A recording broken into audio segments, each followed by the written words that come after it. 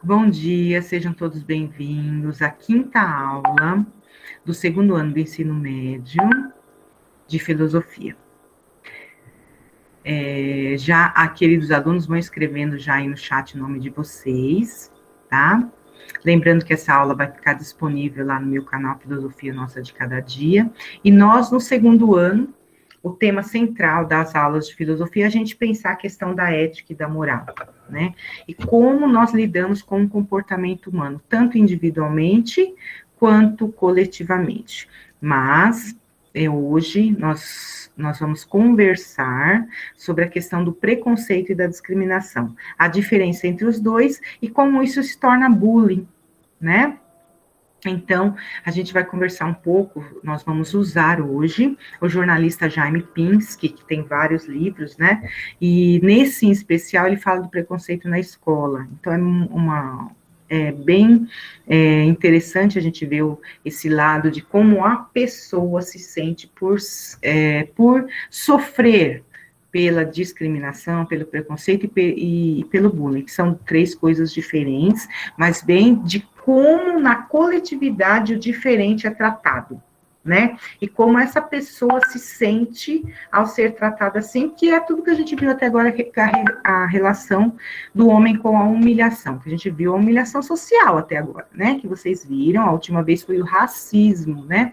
E eu até coloquei para vocês lá no grupo o link da live que nós fizemos, né, em 2020, em novembro de 2020, o Dia da Consciência Negra, que fala exatamente do racismo estrutural. Espero. Agora eu pergunto para vocês, quem viu lá o link dessa live do racismo estrutural que eu coloquei lá na sala de vocês, e quem chegou a ver a live? Levanta a mãozinha. Sobre o racismo estrutural. Muito bem. Só Evelyn? Tá. Muito bem. Então, quem não viu ainda, vai lá, tá lá, só olhar lá nas mídias do grupo, que a Pro colocou lá, tá?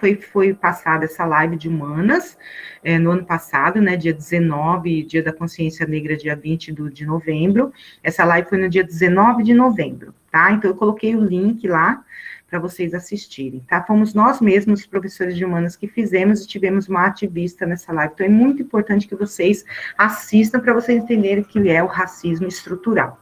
Apesar de que nós vimos aqui, mas a live, ela ajuda muito, tá? Bom, então, hoje a gente vai ver especificamente preconceito, a diferença entre preconceito e discriminação, e vocês vão ver aí a questão do bullying também, né? Que tem características diferentes. Então, eu vou compartilhar a tela com vocês, e aí eu já vou perguntando para vocês quem vai ler junto comigo, além do Michael, né? Porque o Michael, ele sempre é meu companheiro de leitura, né, Michael? Você lê comigo também? Michael, você lê comigo? Poxa, não vai ler comigo hoje, Michael?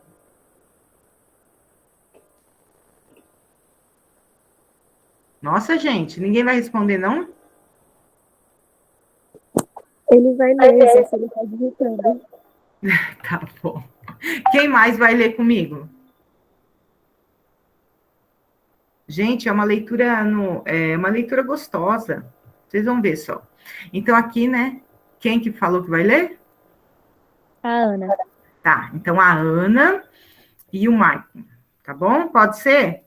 Aí eu vou chamando vocês aí, tá bom?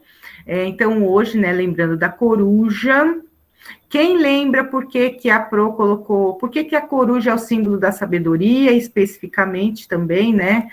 Consequentemente, aliás, também símbolo da filosofia. Quem lembra? Quem lembra por que ele é o símbolo? O que ela faz de diferente dos outros animais? Ninguém lembra? Acho que ela gira a cabeça em 360 graus. Isso. Ela gira a cabeça mais do que os outros animais, 180 graus, e ela também enxerga muito bem no escuro. Então, ela vai além do senso comum. né, que se a gente for comparar, fazer analogicamente a coruja com o ser humano, ela vê muito mais além do que uma pessoa comum vê, que uma pessoa comum que segue o senso comum. Agora, se a pessoa comum decidir sair do senso comum, tem que fazer que nem a coruja, olhar de outras perspectivas. Por isso que ela é o símbolo da sabedoria. Continuamos nessa habilidade, lembrando que vocês têm que saber se são auditivos, sinestésicos ou visuais, né, e aproveitar isso para que vocês possam aprender melhor. E quem não souber como fazer isso, entender se é auditivo, sinestésico ou visual, me procura no privado que eu ensino para vocês, tá bom? Bom, então hoje nós vamos ver a diferença, né? Humilhação, preconceito e discriminação, tá? A humilhação nós já vimos, né, gente? Que é um sentimento de angústia que surge quando você se sente humilhado ou que você se sente menor do que o outro.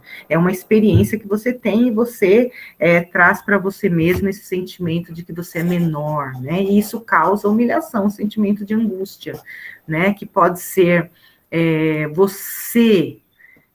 normalmente é de fora para dentro, então a pessoa tem aquela experiência e se sente mal por isso e ela acaba se sentindo humilhada com essa angústia, né? Agora, você pode ter a humildação também, né? Que é aquele sentimento de que, eu não sou menor do que o outro, mas nesse momento eu me coloco assim porque o outro, e aí você dá a situação que é muito melhor, né? Que vem da humildade. Hoje nós vamos ver preconceito e discriminação. Esse daqui é a capa do livro, tá? É muito interessante, se vocês quiserem baixar aí, né? Para baixar na Kindle da Amazon, tá bem baratinho, mas é muito bom. Mas hoje a gente vai ver a introdução, que é o suficiente para vocês entenderem do que a gente está falando. E aqui a capa é bem interessante, né? Aqui a gente já vê, por exemplo, a mulher, né, no trânsito, quando a mulher ouve, né? A mulher é para pilotar fogão, não carro, né? Eles rindo da mulher, né? Tá vendo aqui? E aqui tem todos os autores. Cada autor desse teve uma experiência de preconceito e discriminação, e por isso está no livro, tá? Mas o Jaime é aquele que faz a introdução. Então, nós vamos começar, ó. Na escola, né, aí ele diz, 12 faces dos preconceitos. Aí ele continua na introdução, né? Na escola, será que na escola existe esse preconceito? Aí ele diz, que bobagem, não existe. Aí a gente começa com a leitura, né? Várias facetas do preconceito se manifestam na escola, com mais frequência do que gostaríamos de admitir, né? Então, na escola, ele diz que existem, sim, existe preconceito. Além disso, a escola é um lugar privilegiado para discutir a questão do preconceito e até para iniciar um trabalho com vistas a atenuar sua força. Então, sabemos que tem, mas a gente pode atenuar isso, porque a escola é uma diversidade muito grande, né? Então, a gente pode, nessa coletividade, que é o lugar de aprendizagem, a gente pode fazer com que isso seja discutido, que é o que a gente está fazendo hoje, com o objetivo de fornecer material para os alunos e professores discutirem o assunto em sala de aula, que é o que a gente está fazendo hoje. O fato de a discussão sobre o preconceito ser recomendada pelo próprio Ministério da Educação. No passado, gostávamos de dizer que no Brasil não existia preconceito. Éramos uma ilha de tolerância no mundo intolerante. E eu quero que vocês escrevam essa frase no caderno de vocês, tá? Porque com certeza eu vou pedir para vocês fazerem aí. Eu vou voltar aqui só para me escrever aí no chat, tá? No Brasil, se gostava de dizer que éramos uma ilha, e aí eu quero que vocês escrevam, porque no final dessa aula eu quero que vocês tentem interpretar essa frase, tá? Ilha de intolerância num mundo intolerante.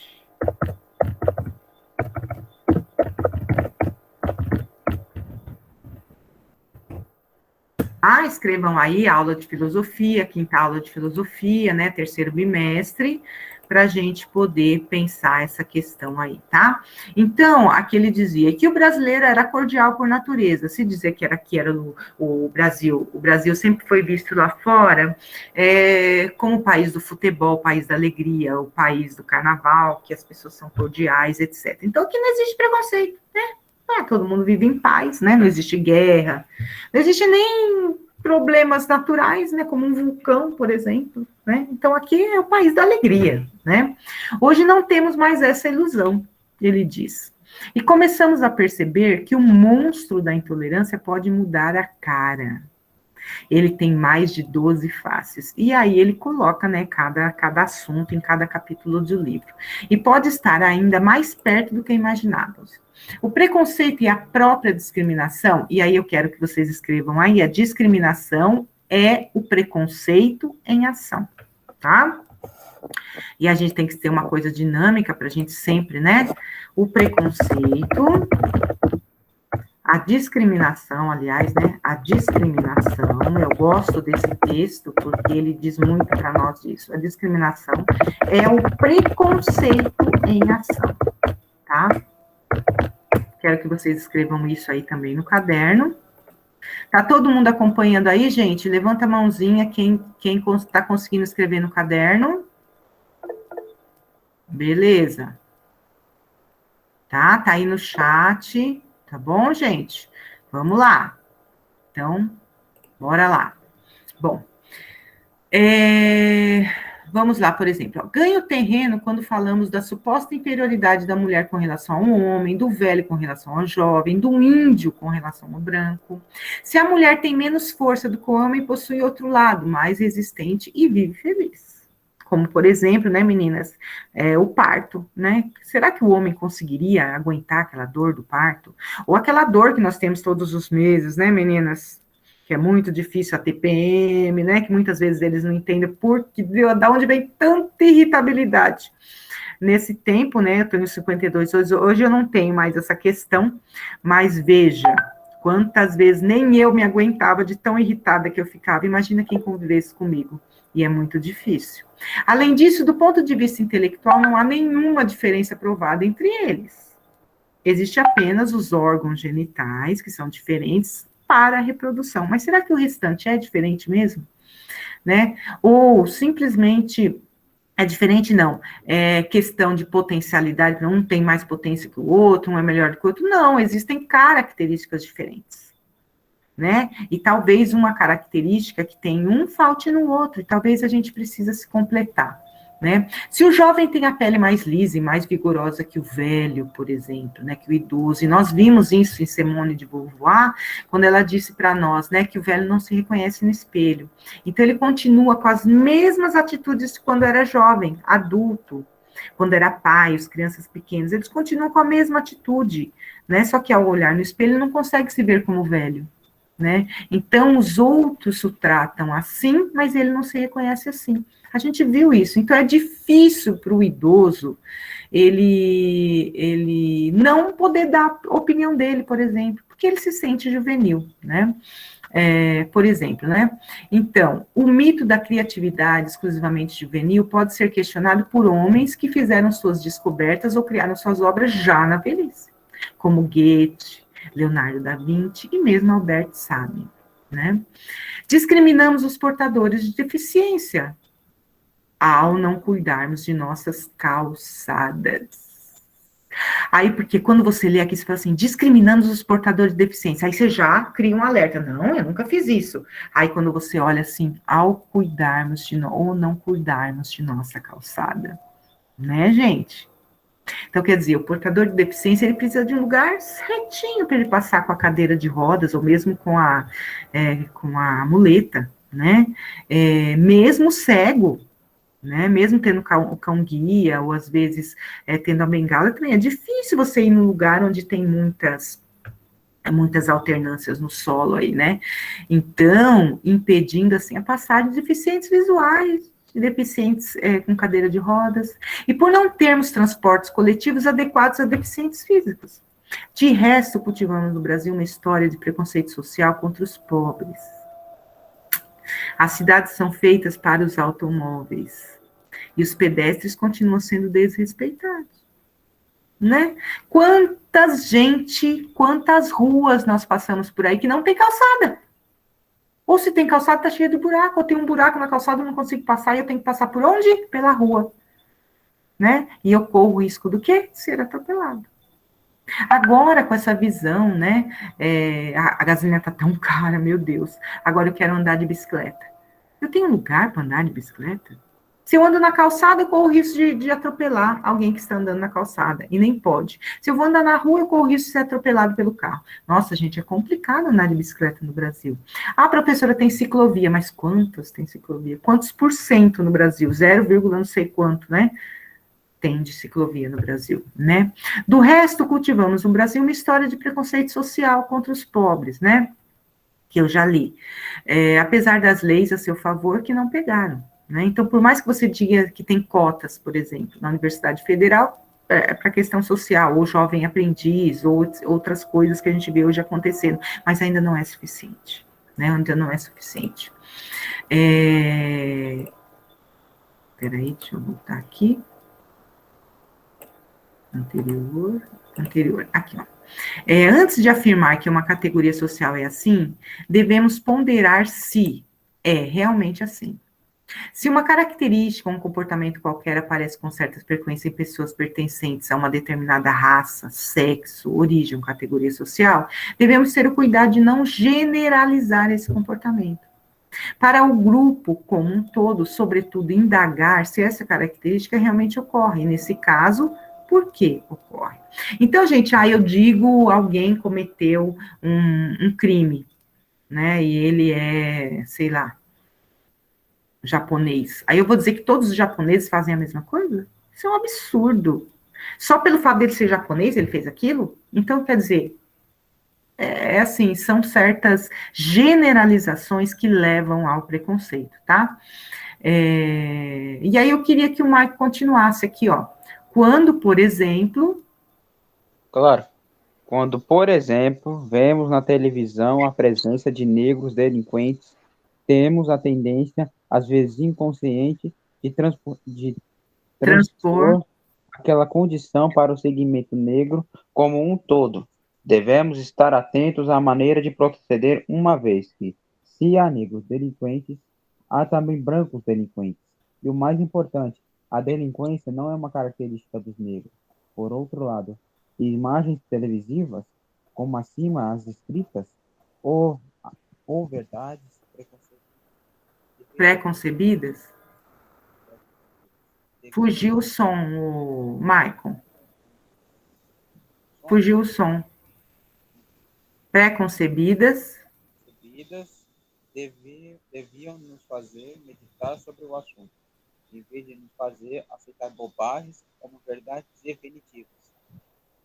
Tem gente que leva o preconceito na brincadeira, achando que piadinhas e gozações sobre as minorias não tem maior significado. Errado. Certo tipo de conversa de corredor falando de inferioridade dos negros, dos índios, dos nordestinos, velhos, dos nordestinos, dos judeus, dos velhos, eu vou para frente. Dos gordos e até dos baixinhos, que tem que ser levado em consideração e muitas vezes combatida com veemência por sua falsa, sem base histórica ou biológica alguma. Acaba funcionando para marginalizar da prática da cidadania todos os que se enquadram em categorias definidas pelo preconceituoso, como merecedoras do repúdio coletivo. Será que é assim que se forma uma nação verdadeiramente democrática? Ana Carolina, você pode ler o restante? Posso. A concepção inicial desse livro usa organização e formato final, e de minha responsabilidade decorreu de uma troca virtual de ideias entre o escrito Marcos Bagno e a historiadora Carla Nese Pinsky. Isso. De qualquer forma, como em qualquer obra coletiva, cada autor responde pelos conceitos, virtudes e virtuais. Faria seu texto, esperamos de dentro da realidade de cada sala de aula. Esses textos podem servir como elementos catalisadores de discussões produtivas e de um avanço da cidadania nas relações entre os brasileiros. Jaime Pinsky. Tá? Eu vou voltar aqui com vocês, né? Só vou colocar aí no chat, gente, catalisador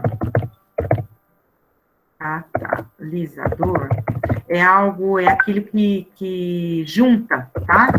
O catalisador é aquele que junta, tá? Ele faz com que aquilo aconteça, tá? Então, gente, veja, uma coisa que não pode acontecer, e aí eu até vou colocar aqui um novo slide para a gente pensar nisso, né? Até que ponto, por exemplo, a generalização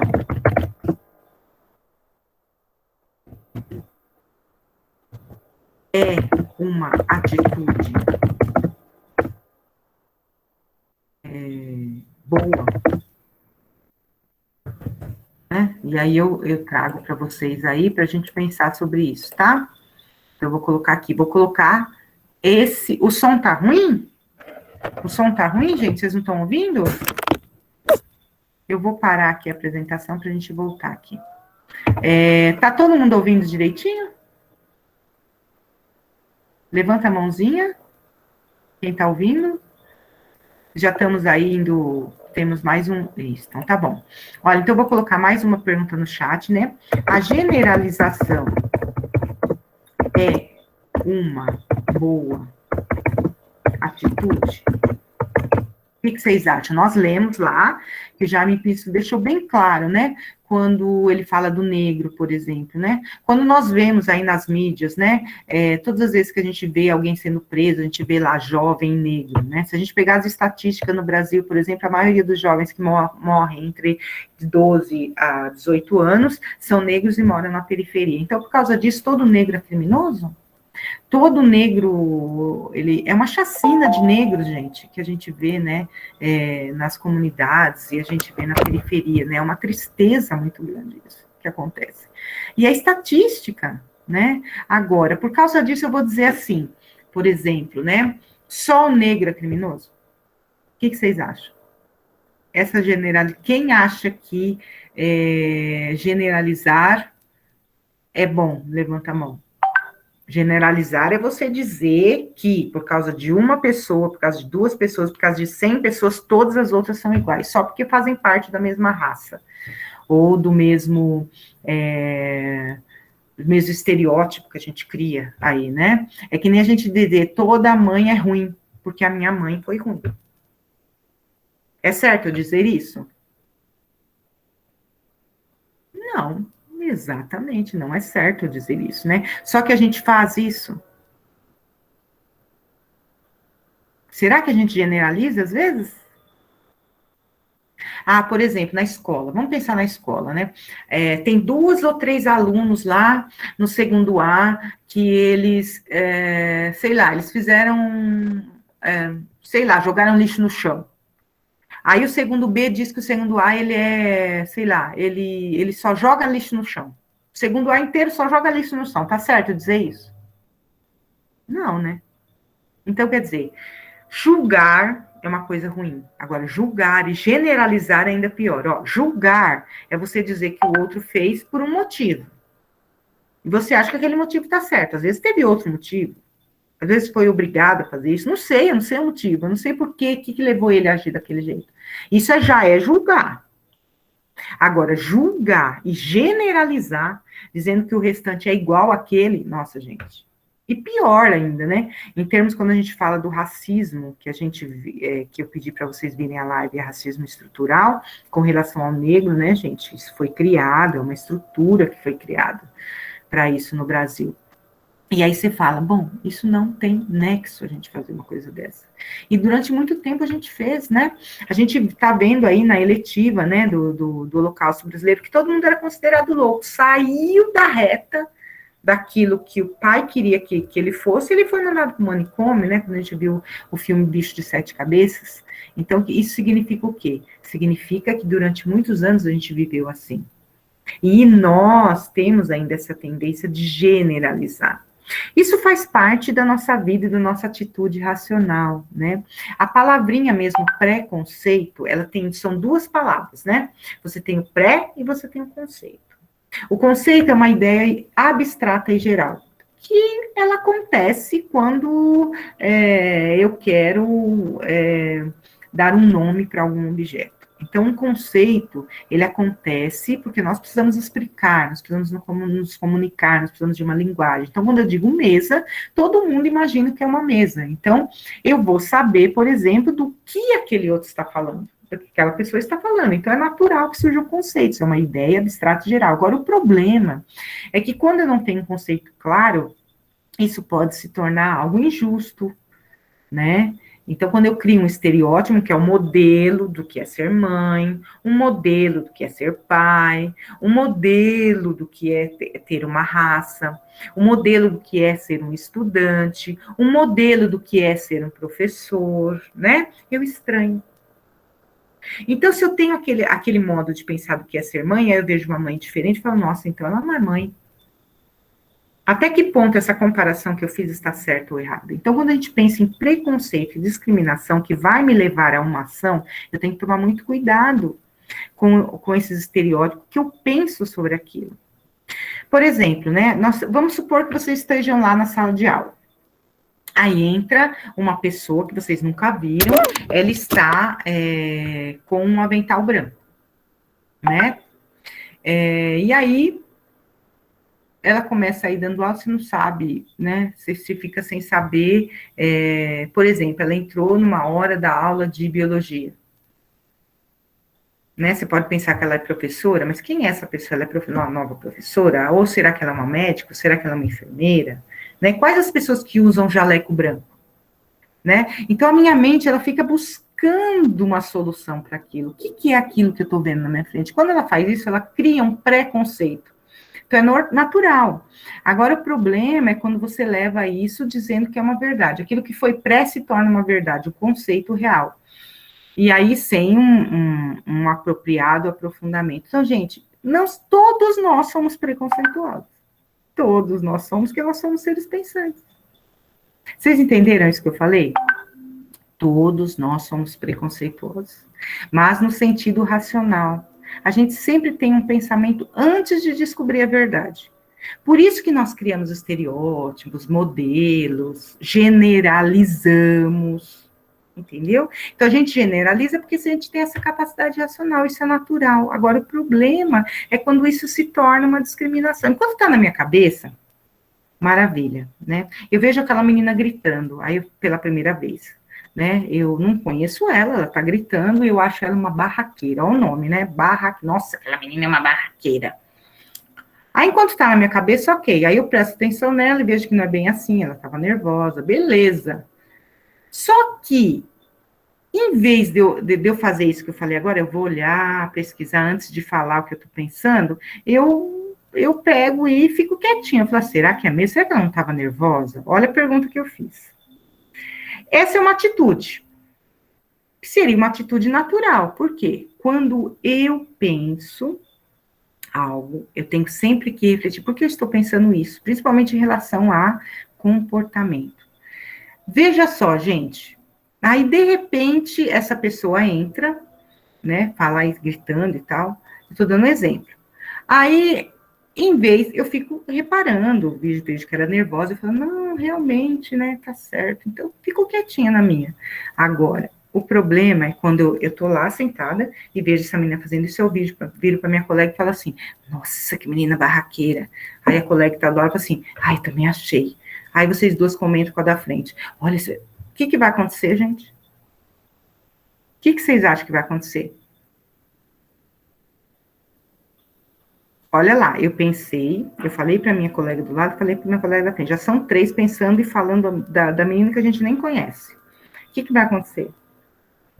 O que vocês acham? Quem quer escrever ou falar no microfone aí? O que nós vamos criar contra aquela menina? Preconceito. Só que isso tá na fala, viu, Ana Carolina? Agora, você imagina se, ela é barraqueira, eu não quero ficar perto dela. O que vai acontecer? Ela vai ser discriminada, e discriminada é o preconceito em ação. Quando eu torno aquilo que eu pensei uma ação, eu discrimino. Olha, gente, o perigo de um comentário. Vocês percebem? Eu vou colocar aqui, ó. Perceberam o perigo de um comentário? Quem percebeu esse perigo? O perigo de um comentário? De uma... Vocês perceberam, gente? Principalmente na escola. Então, como nós somos preconceituosos logo de cara, a gente cria uma imagem de alguém que a gente não viu, então a gente corre o risco de discriminar se a gente passar isso para frente. Então, não passem para frente. Fica com vocês, analisa a situação, veja o que aconteceu, né? Para depois comentar com alguém. E se alguém comentar com vocês, vamos ver, né? Não é bem assim. Contorna a situação. Isso já vai ser, gente, já vai ser uma grande atitude para vocês, né? Nesse sentido do preconceito que surge na escola, tá? Nós temos outras questões, mas essa daí eu acho que é uma questão fundamental para que vocês possam ser éticos, né? Porque ético é aquele que reflete, lembra disso? Ético, além de ser a ciência que estuda os valores e princípios da moral, também o jovem, o adulto que é ético, ele pensa antes de agir. Então, antes de eu comentar alguma coisa, eu tenho que pensar por que eu vou fazer isso? Vale a pena eu fazer isso? Né? O que vai criar se eu dizer isso? A gente precisa fazer essas questões, tá? Todo mundo entendeu? O que vocês acharam? Todo mundo entendeu o que eu acabei de falar agora sobre atitude ética? Todo mundo entendeu? Tá. Então, eu vou colocar outra questão. Todas essas questões eu quero que vocês escrevam no caderno, tá? Ser ético é dizer tudo o que pensa?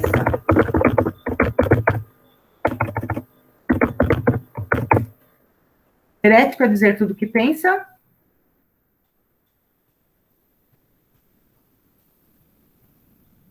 Sim ou não?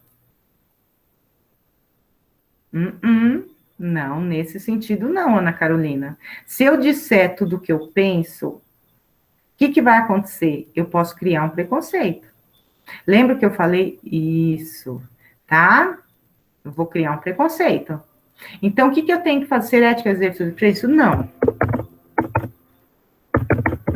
Ser ético é refletir antes de dizer o que eu pensei.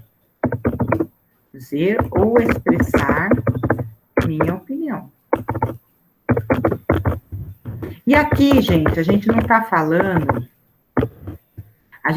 falando, por exemplo, de você... A professora perguntou, por exemplo, o que vocês acham que é isso? Aí, beleza, estamos em sala de aula, cada um fala o que pensa, e vocês estão aí para aprender.